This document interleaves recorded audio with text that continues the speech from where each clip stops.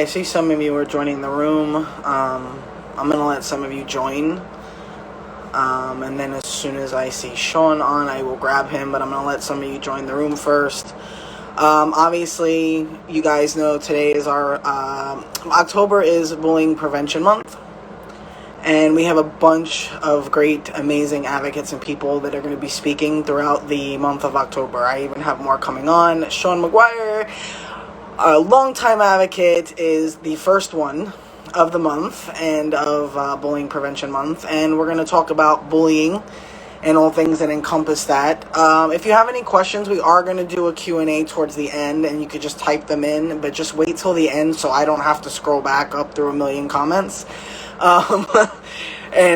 Just we're going to do probably like the last 10 to 15 minutes, probably 10 minutes, we'll do questions towards the end.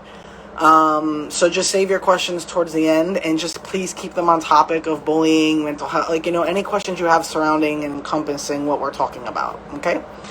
As soon as I see Sean, I will grab him.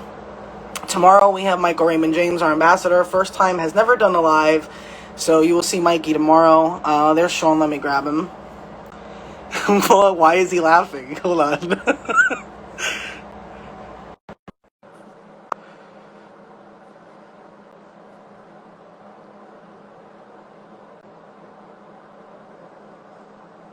Hello, look, Hey, I got this working now. I got my beach background. you're a pro. You're a pro. I don't want to blow my own trumpet. I know. 3 seconds ago, I was telling two boys, I just asked for 1 hour. 1 hour. You have snacks and treats and Disney Plus. Just give me 1 hour. So I may have run out at various points on this, but look, they've jumped in on us before, so. Happy Friday, everybody. Yes. Yes. And we all get to escape into your tropical background, so that works. Honestly, it helps me. I just sit in here. My background sucks, so it's helping me because I'll just stare at your background. Try to present a pretty picture for the world. So how is everything going by you? I know your school started and all that stuff, so I know you've been pretty busy. Yeah, it's been a very, very busy, hectic week. And the week is, you ever have a week that feels very long and also goes very fast? Feels like a lot has happened. Yeah. The truth is, it's Friday and I'm feeling a little exhausted. So if I don't seem the most bebopping, scat-manning person this evening, please forgive me. I feel good. The highlight of the week for me was I've been doing a number of different classes, but I had our first kind of group of it was all ladies. It was myself and 6 ladies, and we had a class last night, and I have to say it was so like anybody. It's funny. I said to Tanya once I launched the school, I said to her on the day I launched it, I was like, it's so weird. It never occurred to me until this moment that it wouldn't work. Right. One of the things we want to talk about in the school is confidence and how you approach something. And I'm a pretty confident person, but I didn't start off confident, quite the opposite. Right. But it was something where I caught myself and I went, wow, this could fall on its arse. It really could. But it didn't occur to me until that moment. And I was like, that's great. That's great. That means I've got myself in such a place where if I believe in something and I put my energy into it, that I'm like, yeah, of course it'll work. I've got a million people around me that are with me and stuff. And that's part of feeling that support from people that have followed me on social media and stuff, even though I was horribly against social media. And if you've met me, you know why. I galvanized by it. Yeah. But one of the things I want to talk about tonight with Bullies Keep Out is obviously social media is also the cancer that kills a lot of people, because its reach can get everywhere and its tentacles can get into everybody. But I don't want to jump topics. We'll get to that in a minute. But the first class was incredibly exciting. I was expecting everyone to be more nervous than they were, and maybe they were more nervous than they showed, but everyone did great, and it was really fun. And I got really excited because making TV shows and movies and everything is great, and that's what I always wanted to do. But I realised something, that the art of acting and playing and being involved with people playing, it's like being a child. If you're, like Robin Williams said, if you're lucky, you never lose a little bit of that madness or a little bit of that child in you. And playing is still playing. Yeah. You know, if you're an adult, intellectual, sophisticated actor, you're still playing. It's like if you love tennis, hitting the ball back and forth is great.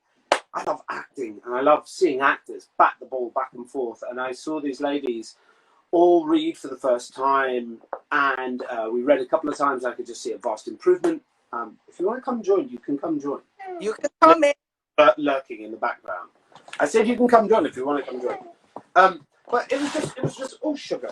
My seat. Okay, we're having technical problems. And we were so well. I'm in my sun lounger on the beach. But what was amazing was progression. The whole thing about the school is not trying to turn anyone into Daniel Day-Lewis necessarily. Right. We're trying to make a space where people can come, especially we're going to be in this pandemic for a while. Yeah. To create a space where we can go online and we can chat, and we can. It's a bit like a cooking lesson or a piano lesson, but we get to play with each other. Yeah. And it's an escape, and we also cover a little bit of like human psychology in that. Like, why is this person that way? We self-examine. There's a million things that I am already discovering through it that are great self-reflective things. Not just about, because it's not for just people that want to become professional actors, or even though it's a space for actors to go work together via Zoom, but I wanted to create something where people from, if you're in Alaska or if you're out in the boondocks somewhere and you're like, I'd love to do that, but where am I going to get a group of people? This is that thing, you know? And in doing so, I hope that we're creating something that's communicative and allows you to find a group, a bit like conventions. A lot of people have found their friends.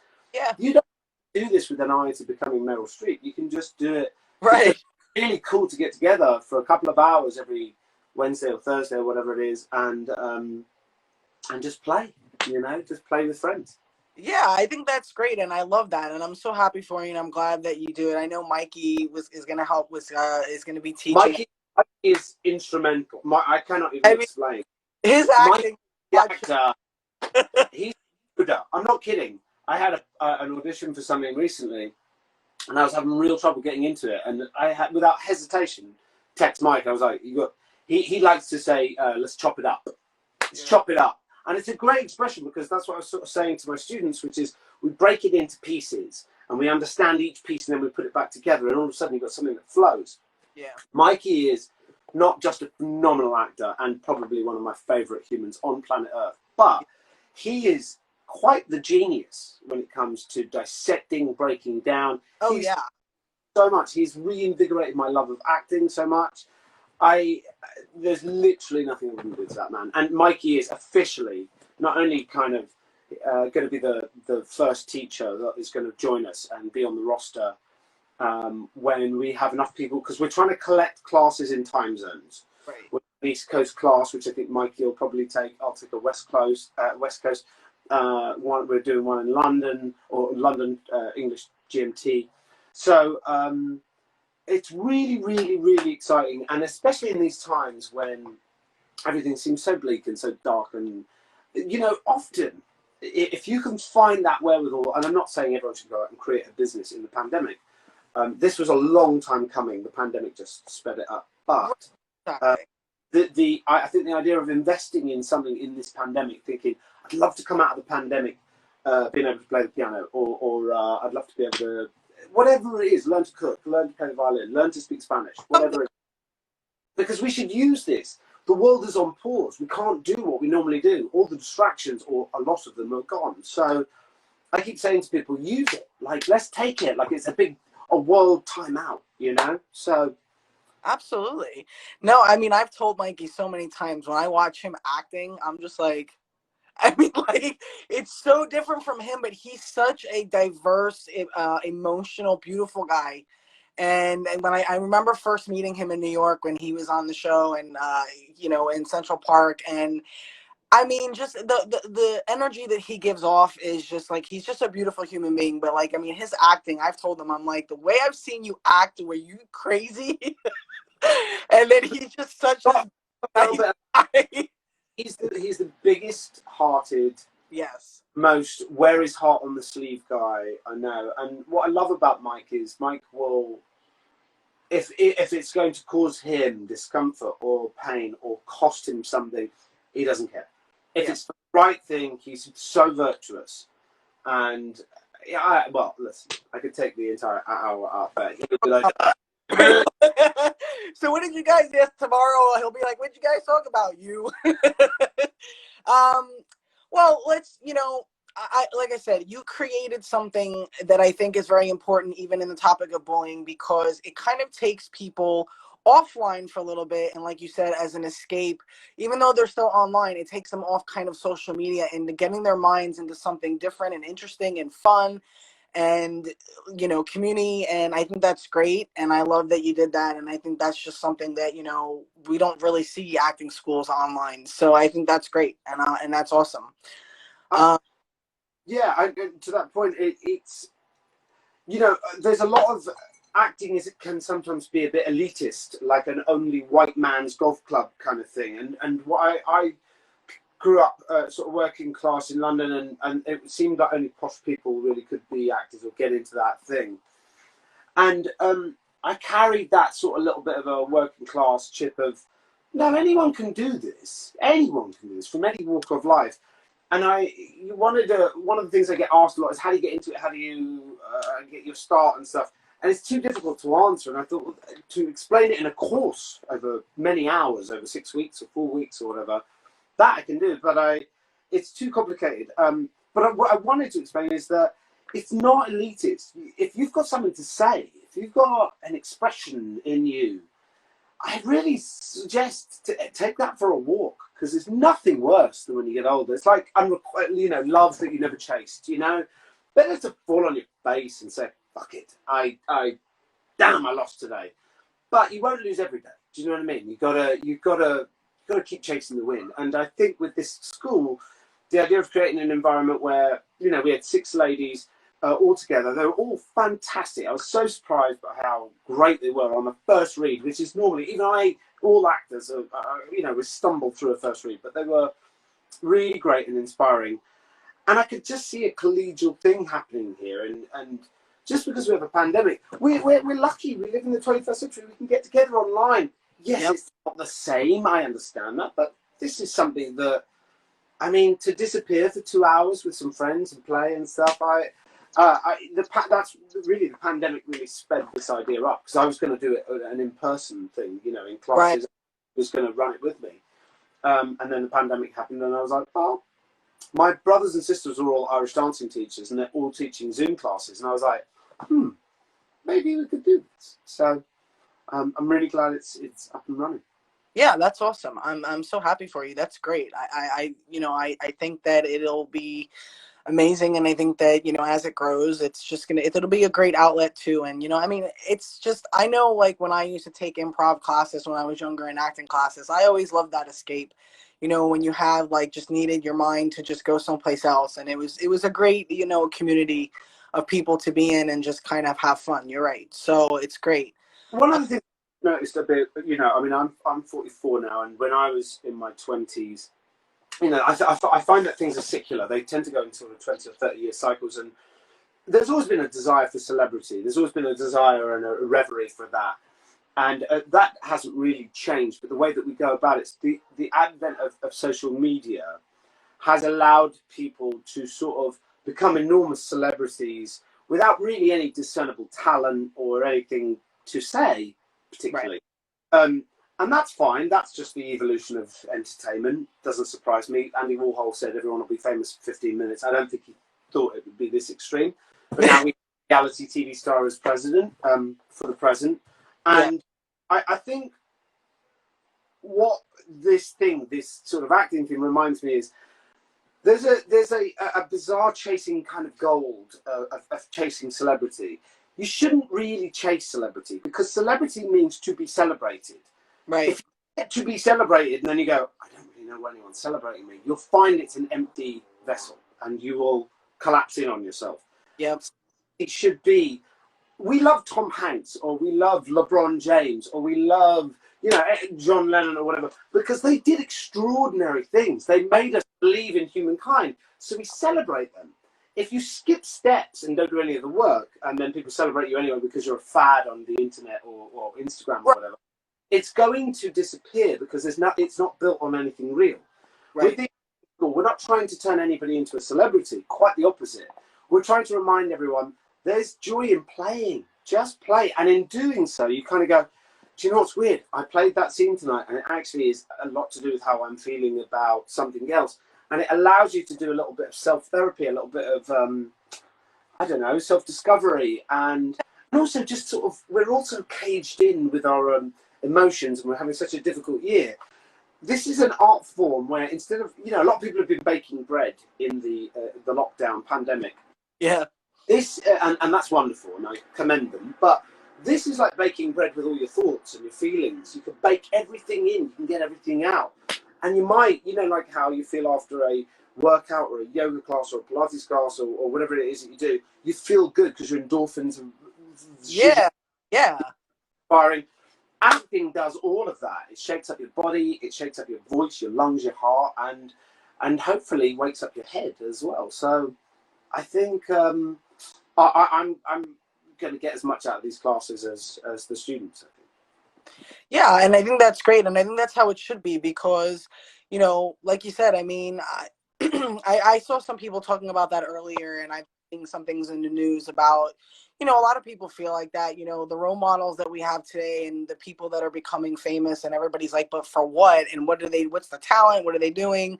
You know, and then you find out some horrible thing that's been happening, or they did, or that came out. And it's like, but like, you know, maybe we should be paying attention to who we're making famous, you know, like, Very good point. you know, and you know, our children are watching these people. They're on the internet. Some people allow it, some people don't, but some people do allow it, and some are monitoring more than others. And I think that we do have to really pay attention to the content that we're putting out there, where we're just letting everybody see it and there's like no control over it. And I think, you know, now digging a little bit deeper into, you know, the bullying situation, I know for a fact, and anybody, I mean, everybody should, but I know you loathe bullying. And I know it's becoming a universal theme in my life, which is why when you reached out and Mikey was already involved, I was like, yeah, because I'm lucky. I was bullied, but I also sort of had the skills and the armory, which were kind of made up, but I could defend myself. I just had this little cheekiness and a little fighting Irish thing about me that I wouldn't allow myself to be. And I'm really mindful when I say that, because some people go, oh, right, you wouldn't allow it. I don't allow it either. But what I mean is some people are born with a family or a foundation or a skill set that allows them to combat with bullying better. right. That doesn't mean that a lot of years were torturous. Even when I was on TV and I was being revered by dozens of people watching like Grange Hill as a kid, I was getting a really, really, really hard time. And come and sit down, and because I could deal with it in a way where I had a bit of bravado, and I was like, you're picking on me? Really? You're going to woodshop. I'm going to make a TV show. So I had this confident, arrogant armory, but deep inside I was terrified. And I loathed school, and I loathed the people that picked on me. And I know that there's loads of people out there that are going through that, but they don't have I'm on a TV show to throw back at them. Right. A friend of mine that I've known pretty much all my life got into contact with me recently, and she said, my daughter's being bullied, and I was wondering, would you mind having a chat with her? And I was like, of course, without doubt. And then I thought to myself, how do I advise somebody that's being bullied? Because every case is sort of different. The bully can be different. Yep. It can be either in person or cyber. It can be at home. It can be a step sister or a brother or a father or mother. it's really, really difficult. And I don't have any clairvoyancy to understand how to combat it. But what I started thinking was, the girl that is in question, I've met her, I've known her mum all my life. She's a beautiful girl. And I suspect probably the cause of her bullying is because she's pretty. Now, often you assume pretty girls will be successful and liked by everyone and popular and almost a bitch. But this girl's absolutely stunning. I mean, I think she could almost be a model. But she's being picked on. Now, I don't know all of the circumstances, but I was like, first thing I want to find out is what's their source? Why have they picked on you, or why do you think? How are they doing it? Right. And then what I did, and again, this won't work for a lot of people, especially getting punched in the stomach and having your lunch money robbed. But one of the things that I started finding happening as soon as I was on TV, and then I'd go back to my school, which was like a normal school with normal people. People were like, "Oh, you're on TV, you're gay," and I was like, "What? I don't even understand." Because I was 10. I basically just got my head around what gay and straight were. Right. And then I realised quickly, oh, so you're calling me gay as a slur? Now I get it. Okay. So, well, that's a crap slur. Because I grew up on TV, I was surrounded by gay people, and they were lovely and wonderful, so I was predisposed to loving gay people rather than thinking it was a slur. So I was like, right, shouting compliments. You're gay? I was like, yes, thanks. I am pretty sensitive and I'm rather slim, so well dressed. Thank you. But they were like, no, you're gay. That's terrible. And I was like, so you're an imbecile. What I learned quickly is bullies are often insecure themselves. They are. So figure out, what is my bully's problem? Not what's my problem. My problem is a bully. What's bothering him? Is he being beaten up at home by his drunk stepdad? Is he being ignored? Is he, does he not know? Is he gay but struggling against it? There's so many things, but your bully almost certainly is carrying some real train wreck shit. Now, that's not to say we should feel sorry for them. Fuck them. But what we do need to do is understand our aggressor, so then we know how best to fight them. And if you know how to fight somebody, and by fight, I mean use your brain and your words and your wit, not your fists, because that's dumb. I mean, there was one kid in particular who kept picking on me, and I said to him one day, "You okay?" And he was like, "What?"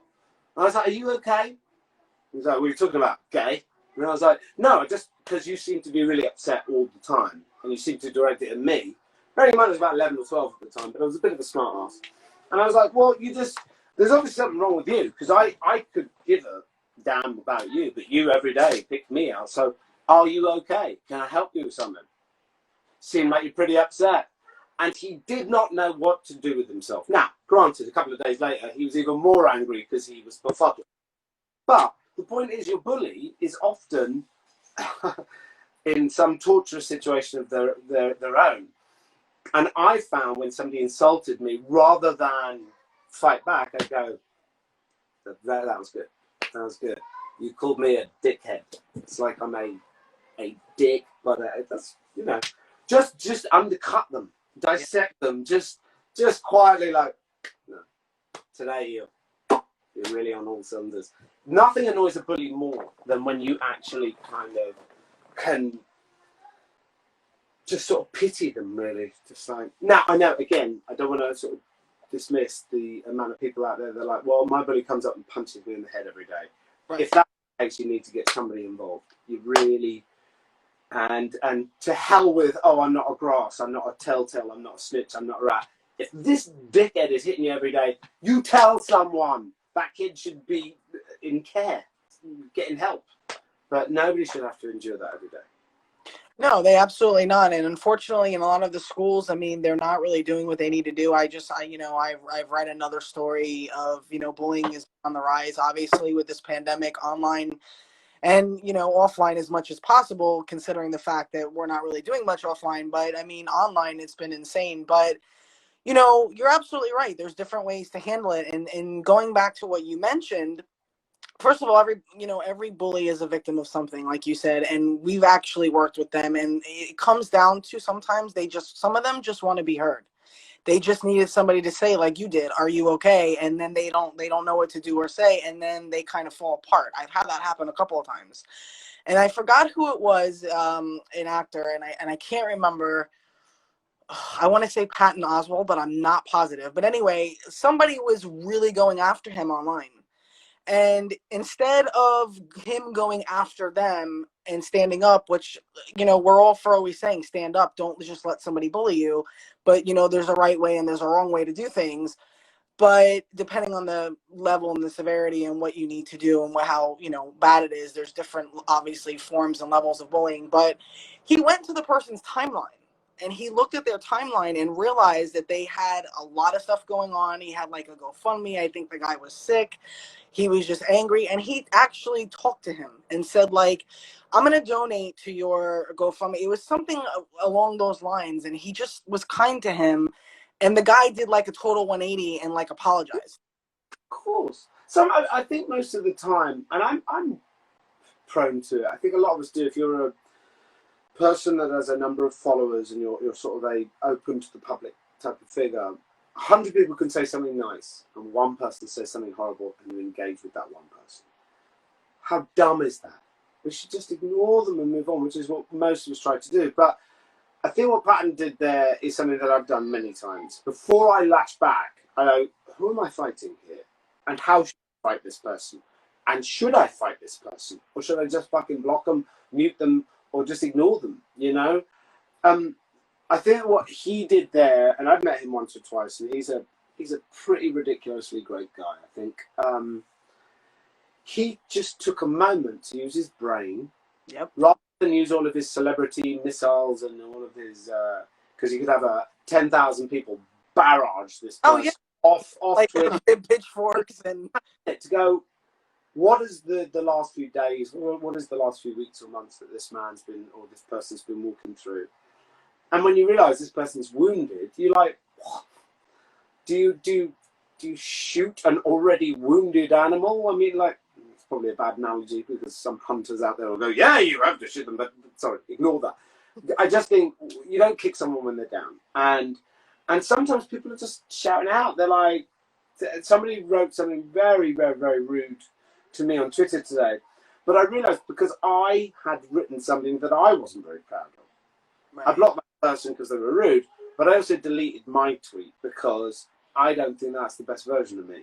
Right. And I can't sit here and tell you what I think people should do if I'm going to do it crap myself. Do you know what I mean? So we're all human. We all slip here and there, Yeah, emotion gets the better of us sometimes. But especially in this charged climate, I think that it's really important that we try to keep a cool head and look, we can feel what we feel, but putting it out there on social media in the world, and I'm guilty of it 100 times over, but I want to be a bit more thoughtful about that because I don't want to say do as I do and not as I say, or the other way around. we got what you were. No, look, I get it. I mean, I think we all done it probably somewhere where, like I said, I always try to say, and I think it's something to stress is that it matters how you respond to people. You can stand up for yourself and still do it respectfully. You can respond to somebody respectfully. You could have an opinion respectfully. You could disagree respectfully. There are so many different ways to do things. And I've seen people have conversations that did not agree. And I've seen people thank each other in like a real civil conversation. And there were tons of people in the thread that didn't agree and agreed. And they were all having a very civil conversation. And it can happen. It just doesn't happen as often as we'd like, especially right now. I think that through a number of different factors, we have become, very polarized, certainly in the United States, but also in Britain, also in Brazil, largely across Europe. We're having, like they did in the last century, a very strong wave of nationalism and far-rightism and if I was a political pundit or someone or a news person, I could sort of say, oh, that's just a philosophy. Let us be clear. That is the cancer of humankind. We've proved it. It's proven last century. It's a poisonal, just a horrifying, despicable. Anybody, if you know anybody that's even leaning that way, just say to them, for what it's worth, you go with God, you do your thing. But if you're anyway in that shape or form, you got to let that person fucking out the door as quickly as possible. All of that stuff has happened, but I do think that just like in last century, and I hope we don't have to have 2 world wars to get rid of it, but I think for most people, like, we know Indiana Jones fought Nazis. They're not good people on both sides. They're just bad. So I think we'll come to our senses. I'm starting to feel very optimistic. I know this has been a turbulent 4 years for a lot of people, and Corona and everything, but honestly, I really feel like I can just see the sunlight around the corner at the moment. I think things are going to get better.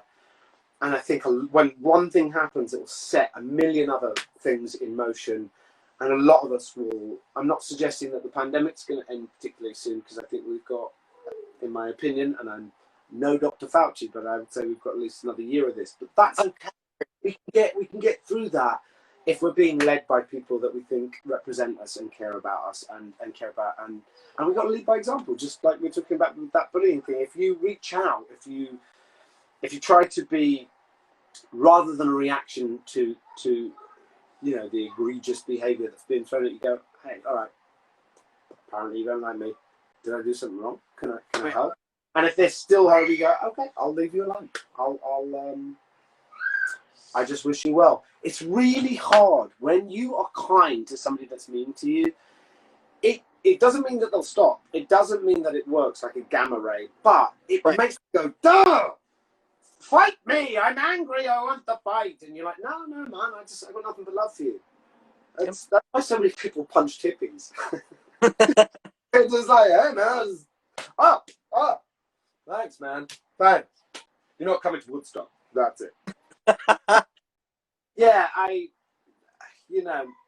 through the period, through what's been happening, not just in pandemic, but through Breonna Taylor and George Floyd, I got into some skirmishes on social media because of something that I wrote that was received in a way that I was a racist, or I supported the police and therefore not black people. Of course, my wife was a decorated officer, a detective, so of course I'm going to understand that. And also, for anybody that's out there that says all police are bad, that I mean, that's just the dumbest thing that you could say. Not all of anything is anything. Right. There's always one anomaly in something. Absolutely true. Cannot. It's so profoundly stupid to make that declaration. I understand. I'm not trying to be insensitive. I understand why, because the systemic racism in the police force in the United States, even Tanya said, I would never be a police officer in America because the system is broken. It was built broken and then will remain broken until we do something about it.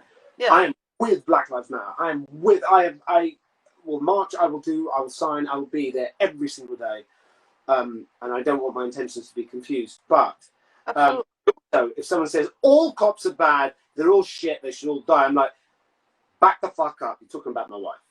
Absolutely. If it wasn't my wife, there's a million other cops out there that I know are good. So with respect to anybody that said that, I disagree. We can have the debate, but if you're going to have that debate with me, you're not worth debating. So I just feel that the way forward now is for us to start building bridges. If Biden-Harris wins the election, the first thing I want to do is say to Trump fans, should we just call a truce now? With no more jokes. I don't want to make any more jokes. I don't want to gleefully go, ha ha ha, I bet you're all crying. None of that crap. I may feel that in my heart a little bit. Horrible bully, and I hate him. But I don't want to do that. It's disrespectful, and we've got to be better than that. And I think that the way forward is to say, look, that was a bumpy. That was. Rather than vilify them, let's reach out. Let's say, all right, what can we do? Where could we meet you in the middle? You've got some extreme views. You think we have some too. What do we agree on? We love our kids, right? We definitely love our kids. Let's make sure nobody machine guns down a bunch of them next week. Let's do that. Should we do that as a team, as America? That would be amazing. Imagine achieving, just getting rid of like machine guns. And I'm sure some hunters that hunt dinosaurs, you can maybe have your machine gun if you're cleared by the FBI, the CIA, and Pelosi's nun auntie. But why do we need them? Why do we need giant military predator machine guns? We do not. If you need to have your handgun, fine. Respect and defend your house. Second Amendment, fine. Fine. Not after your guns. Just after the military machinery that you have. You know what I mean? Little things like that. Let's reach out. And I would suggest to everybody. And if you catch me and catch me being a dick, call me out and I will apologise properly, not like Lindsey Graham. But I want to reach out, and I think that if we rather than scold them and mock them, just say, look, that was tough. What can we do in the middle? You know, I think that would be the way forward. Oh, I think it's all about really, what people are looking for and what a lot of people want is just coming together and working together. And that's going to solve the problem, not hate and not, going too far, radical anywhere. I mean, here's the thing. I mean, and look, Sean, I'm going to be honest with you. And I think everybody would feel this way. We are going to protect our families and we're going to defend our families, and everybody is going to disagree. So if you have something that you said that somebody disagrees with, that's fine. They don't have to agree with you, but hating or bullying somebody or going after somebody for having a different point of view, that's where I think we kind of have to realize that we kind of have to stop doing that. I don't really see anything wrong with somebody saying not all of this is bad, because that's the truth. Like you said, nothing of all of anything is bad, and nothing of all of anything is just all good and everything's perfect, because perfection doesn't exist. And so I don't really think there's anything wrong with that statement. And there's going to be people that disagree, but it's just, I have friends that are cops, very good cops, very good friends. I've known them for years. And some, not all in New York, but there's one. I have a friend in New York, and I've known her for a very, very long time, and she's just a wonderful person and human being, and she works to the point where she doesn't even see her kids for weeks, especially right now. So I mean, I also don't believe in saying all of something is bad and horrible and horrendous, and so I absolutely agree with you there. So everybody, people will disagree. And like I said, that's just part of life. We're going to disagree, but I don't think we have to attack each other in disagreeing. I think the leading by example is important. We don't know how this election is going to turn out. So much is happening so quickly. There are so many strange surprises coming around every corner.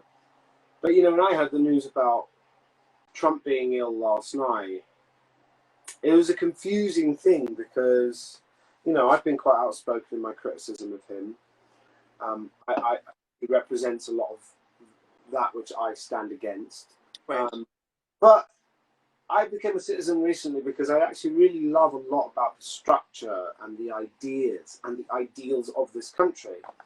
I was criticised a lot for becoming a citizen, especially now. But the point was, it's not an accident. I mean, it was largely due to a number of different factors in timing. But I became a citizen very much for this election. And we registered 1 hour after we became citizens so that we could vote, because I wanted to exercise my democracy, my right as a citizen, straight out of the... I wanted to take it for a spin.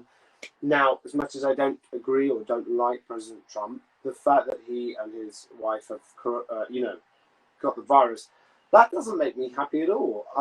Absolutely. Does it disrupt his schedule, which is good for our campaign? Yes, but I don't... The thing is, the whole thing about a democracy is it has to work fairly. It has to work right. Otherwise, it's not a democracy. So if he's too sick to give the best fight that he can give, a lot of us might go, well, Karma's a bitch. But the truth is, I think Joe Biden and Kamala Harris are the better candidates by a long shot. I think they're going to win fairly. And I want it to be won fairly. And I want President Trump to remain in good health. I'd like him to be at the inauguration of Joe Biden. And then I'd like him to face whatever is coming for him after his administration.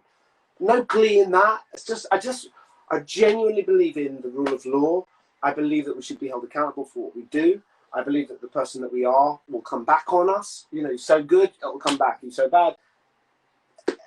I want to see him live out the consequences of what he's done, for the good and the bad. But I certainly don't wish him ill health. I'd like him to get back on the campaign trail as soon as he's fit. But I don't think there's much point in having another debate because I don't. Right. I absolutely agree. Look, I think we've all, including myself, are very, we voice how we feel about a lot of things personally outside of anything else. And that's a totally separate thing, when it comes to politics. And I saw somebody make a statement today and a tweet, and I believe I shared it because it absolutely made a lot of sense, and it was good because there's a lot of going back and forth about what people are saying and doing with the stuff that's going on and coming out, and again, a lot of bullying and hate and chaos, but it's been like that. But she said that you don't have to, you're not going to like everybody, and everybody's not going to like us, and that's just life. So, people who might not like, someone, like she said, like, you don't have to feel sorry for someone to have empathy. And empathy is just like, okay, just like when we talk about bullying, you don't want to become what you condemn, because then what's the point? Yeah, I think Joe Biden today, addressing, I guess, the nation from Grand Rapid Falls, where he was, and saying, the first family are in our thoughts and our prayers, and we wish them a speedy recovery. Some people might take a wry eye and say, oh, yeah, well, you've got to say that. The thing is, I know that there's a lot wrong with America. I know it was built on some pretty bad pet cemetery shit. But there is good in it. We have to extract the good and not focus on all of the things that we've done. We have to examine them and correct them. But him saying, with no wink to the camera, like, I wish them well, I genuinely believe Joe Biden will say his prayers tonight and he'll go, dear Lord, even though he's a stinker, please let President Trump and Melania be okay. Because I genuinely think that that's the man he is. And the other side can tell these things, that he's this and he's that. Now, is he always the sharpest? Is he on cue? Is he articulate? Is he Barack Obama? No, he's not. But he's old Scranton Joe. He's what America represents in a lot of ways, and the bits that I love about it. He genuinely cares. He genuinely is an empathetic, kind, decent human. And when you hear him talk about his son and his loss, it's hard for me to not get a little emotional just thinking about it. As a dad, Yeah. his Bo was my soul. Well, so I don't think there's much of a debate to be had, if I'm honest, about where we should go next. But what I would do is I would advise people, like, let's be respectful. Let's be the version of ourselves that we want to be when this is over. If we win, it'd be nice to do it with some dignity and integrity. Absolutely. Look, I read a story that Joe Biden took down all his negative campaign ads. He took down all his negative campaign ads, and that kind of is a big statement in my opinion. Not that like we're gonna go off into a political discussion, but I'm just saying, it does relate because a lot of this political climate involves a lot of bullying, and people are losing friends and family for having different points of view, and it's sad, but it's happening. And but when I read that, I was like, wow, because like you said, you genuinely believed him, and it's like and then it just popped in my head, and I remember seeing that like he took down supposedly every negative ad. Because I think he's, you can have your criticisms of him, and like I don't want to spiral this off into a political conversation, but we are 32 days away from arguably the biggest election in the last maybe 50 years or whatever it is. It's hard to ignore the elephant in the room. And as your site and everything that you do is about Bullies Keep Out, again, I don't wish to dance on a president's grave, so to speak, but he is bully. And one of the reasons that I disliked him from the very... I used to love The Apprentice. I used to think it was hilarious. I was like, he's a character. He's so like... Everybody thought that when before until big cat. I was like, he's hilarious. What a great character. And a lot of America probably felt like I did. It was like, he's fantastic to watch. Never dreamt that he could be the leader of the free world. I'd have been like, no. He can't be the leader of a three-ring circus. He's just amusing.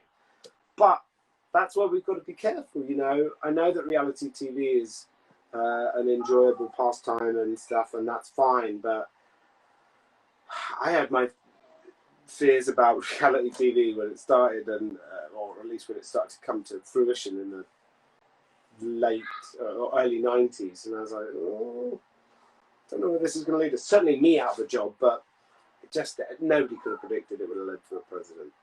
Anyway, I don't like a bully, and to use the power of the office of the presidency to kneel into people, to put a hand on the shoulder and say, I like loyalty, I need loyalty, do me a favor, let that guy go. Like, shit, man. Jeez. Is there anything more scumbaggery than that? Like, anyway, let's get back to the issue at hand. No, but look, it all encompasses bullying in some form, and like I said, I've seen people just, and what I know, one thing I did want your thoughts on that I think is actually a very important topic, real quick, and then we'll take some questions as time is. You talk and you don't even realize how quickly time goes, but it's obviously this is a topic that can be talked about for hours because bullying is such an epidemic, but there's this like whole toxic, vibe of cancel culture. And like, look, when people do horrific things, I'm all for, obviously, we don't cancel them out. We're not going to celebrate them anymore and all this stuff. I mean, that's common sense.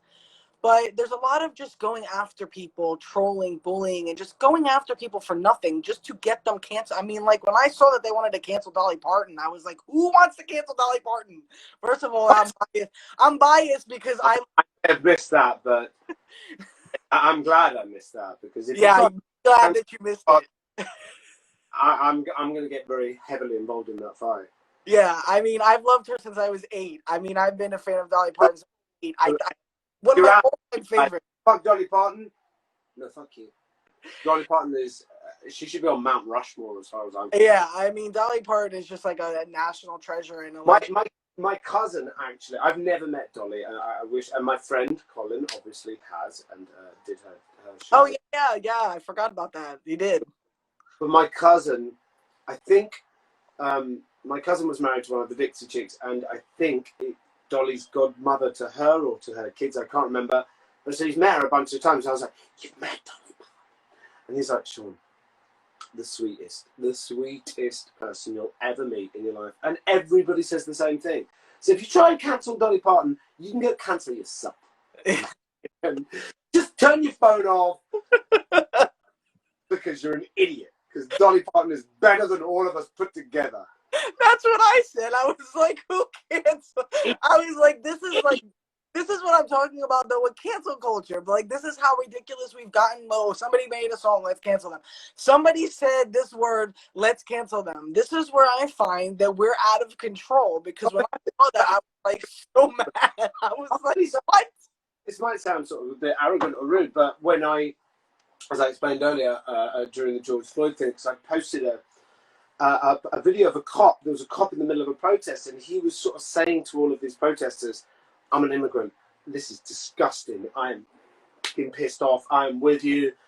And because all I was seeing was just the violence and the, sort of smashing and burning and stuff. Right. And then these protesters, like, with the cop, like, almost quite sort of in a huddle. And I was like, there's a bridge. There's some bridge. Now, it didn't occur to me, but by showing footage of a cop doing something good, it was antithetical to what the feeling was, and I understand that now, and I respect. I sort of bad for my lack of understanding or my insensitivity in that.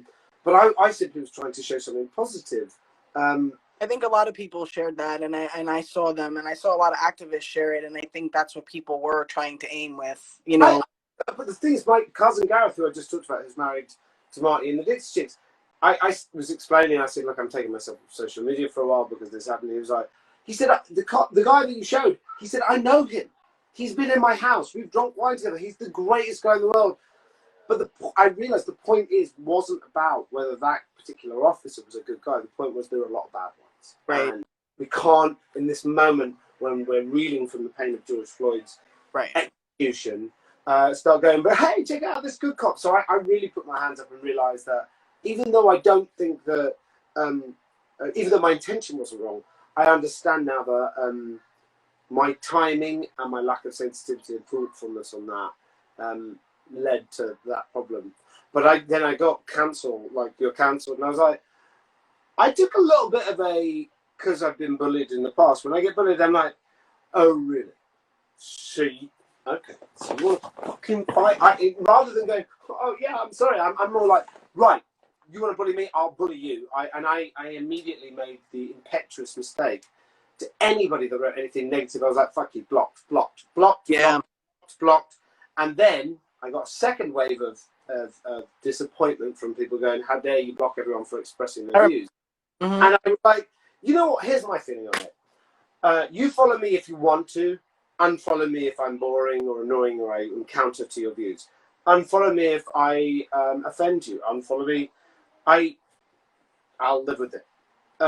But when if somebody calls me or says something about my family, I'm like, that's an automatic block. If you call me certain words, now I don't mind people swearing at me. I can take that. I'm a big boy. But there are certain things I'm like, that's a straight block.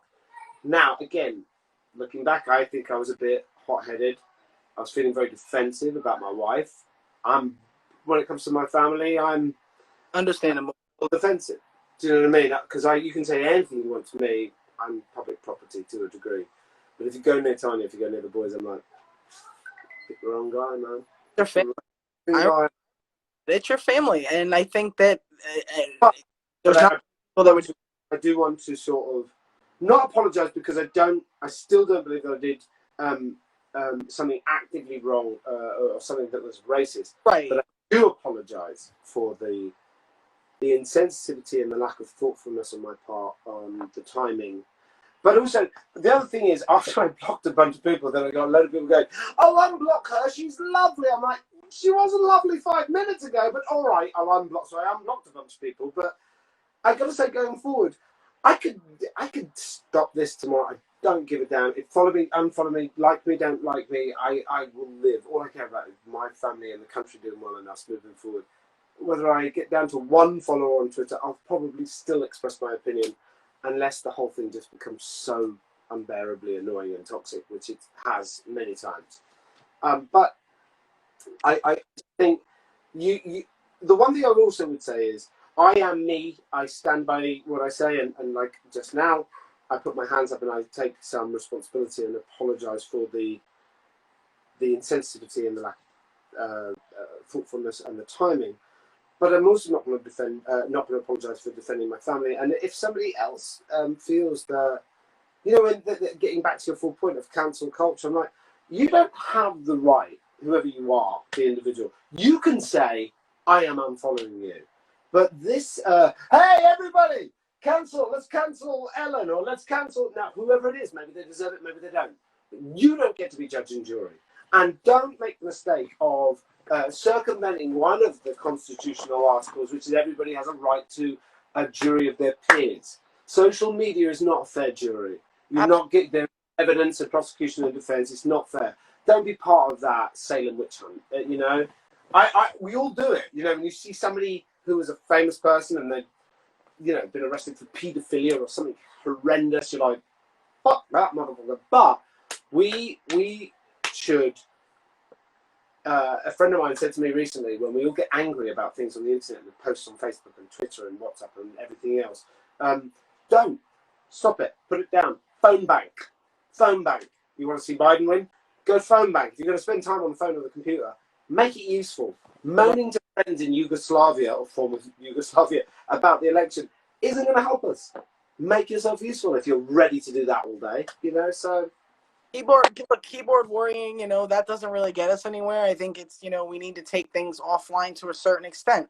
You could do things on social media, but there's also a lot of work to do offline. And I think we've gotten so accustomed to doing everything online that everybody forgets that there's still an offline life that we have and we can do things. But, also another thing I want to bring up is around that time in the beginning when all this was happening, a lot of people were doing things and not, we were all like just trying to do what we can and support and trying to spread, this and that and what we felt in our heart. Well, let's try to show some good. I think we were all learning and educating and reading and watching, and I think we were all in that spot. It wasn't just you. I think there was a lot of people, in there. I mean, including myself and a lot of other people I know. We were all just trying to do what we could to support and learn from it if we did feel that we make a mistake or we did something at the wrong timing or whatever it was. And I think that's, amazing that important that you recognized it. And that's it. And that's it. That's the end of it. You recognize. It's so weird because the lines being crossed. I've said to a couple of friends or actors and other performers, be careful that you don't become the moral shepherd for people, because nobody can be held to that standard. And I am certainly no shepherd. I am not a leader. Nobody should be listening to me for a guide for how it should be done. I'm not that person. There are a million other people. But it's funny, when you have a social media platform and when you are asked about certain things, when you react to certain things, all of a sudden, spokesperson or not, you are speaking out. And those things have repercussions. And I just want to say that I don't profess to know or be all knowing about it. I'm just like everybody else. I'm just trying to figure all of this out as I go, and I hope that anybody that takes advice or inspiration takes it from someone smarter than me. But I do think one unalienable fact remains true and constant, which is being kind never seems to go out of fashion or be wrong. Just if you have a choice left or right, fuck you, or come here, let me give you a hand. Go with, let me give you a hand. Absolutely.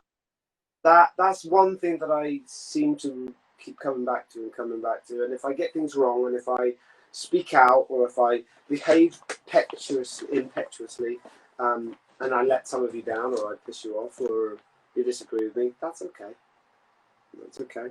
Sorry if I upset you, but I'm also got quite comfortable with being who I am and saying what I think, and also carrying the repercussions of what I say and apologising for them if they're wrong, and saying, no, I was pretty damn right about that one, because I like to pat myself on the back quite a lot.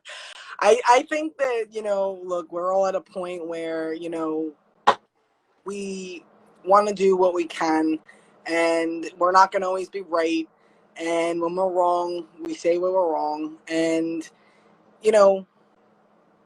I think in the climate on social media, it's very hard also sometimes to get and express ourselves the way that we would and articulate it in talking.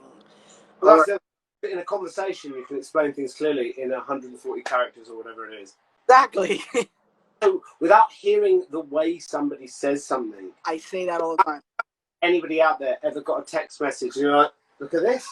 I don't know what she means by this. What a bitch. And she's like, no, I mean it sarcastically. Like, without hearing something, without seeing your friend's face, you can really misinterpret things. And social media is a gossip fest for that. It's a minutia for like just getting everything wrong, and so we should be mindful. And also, I would say, despite the fact that we're talking on social media, we should all keep an eye on how much screen time we use and social media time we use, and try to aim to decrease it every week.